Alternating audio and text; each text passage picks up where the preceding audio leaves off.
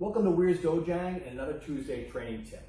I'm instructor Weir, and today we're going to talk about two different principles that we use here at the school. One of them is talking about pulsing a technique, pulse like a heartbeat. The other one we're going to talk about is rocky road or bumpy road. Let's take a look at how these principles play out and how they apply. All right, so the first thing we're going to talk about is pulsing a technique. And when I say pulsing, I mean pulsing like a heart rate. Okay? This is going to apply to any time you're dealing with a joint lock where you are manipulating a joint, applying pressure for that pain compliance. So the first way we're going to talk about this is in a bone stand. If I take a bone stand on Mike and I start to apply it, notice how he sunk down at first and then he started to raise back up. Okay? His body got used to that pain. If I just remain constant in that pain, he would actually be able to relax, meditate through it, and be able to counter that. There's two ways to accommodate this to make it so he can't do anything about it. The first, I could just apply a ton more pressure and a ton more pain, and that may or may not work, okay? He may be, at that point, resistant to it. He may be doing something. He may have a drug in him that is causing the pain receptors to not react as well, okay?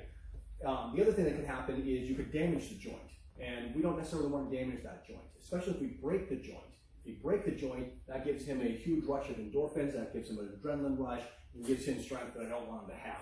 I also can't manipulate the joint again at that point. So what I'm going to do is I'm going to pulse the technique. I'm going to put him in that lock, and I'm going to apply that pressure over and over and over again. I don't have to apply any more pain. I don't have to apply any more pressure. But watch what happens to his body. So he grabs on, we go into the lock. Okay? Every time I did it, he sunk a little bit lower.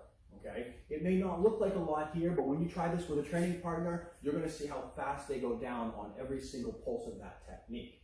Be careful when you're doing it because it does get tighter and tighter every time you do it. It gets to be more and more painful. Every time you apply it, the body's going to have a jolt of pain and then relax. And every time he relaxes, you're going to hit him with another jolt of pain. That's what makes it so effective. That's what makes this work so well. If Mike comes over to this side here, and I have him in a goose, same thing can apply, okay? Goose, okay? He got pain, he's relaxing into it. Pulse it. His body can't handle it. His body cannot stand that constant pulse of pain. He can't get used to that pain, which allows you to be able to manipulate it easier.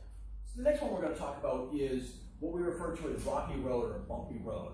This is very much like pulsing, where it's going to trick the body into thinking one thing or relaxing into one thing when you're getting ready to do another.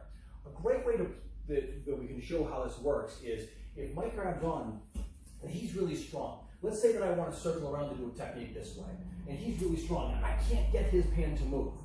If I take my hand and shake it, okay, just a little bit, it's very much like an akami, where you, like strike, disrupts the whole body. That shaking action is going to allow the whole technique to start moving again. So he's really strong, I can't move him out, shake and lift.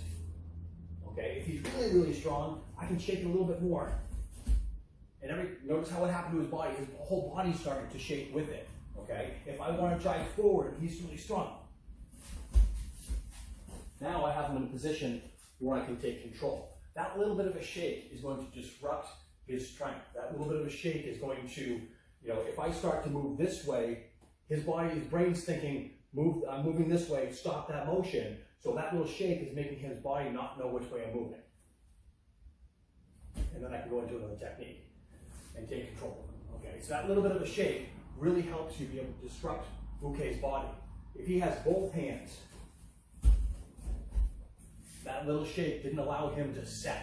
As soon as he went to grab, I just shook a little bit, boom. And now I can take control of it. So a little bit of a shake. Again, this might not look like anything on camera. When you're working with your training partner, have him resist that strength, give a little bit of a shake, and then move into something else. Okay, a little bit of a shake and turn.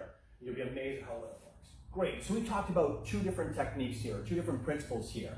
We talked about that pulsing that will continue to send shock waves of pain through the body so they can't relax into it, so they can't meditate through the pain. The body doesn't know how to react to that constant flickering of pain rather than that constant pressure of pain. We also talked about that rocky road, to be able to do a little bit of a shake to disrupt that strength. Okay? These again are two things that look a little bit funny on camera, I guarantee that when you practice them, you'll be amazed at how well they work. Grab a training partner, give it a shot. Remember, train hard, be good to each other, and Hapkido.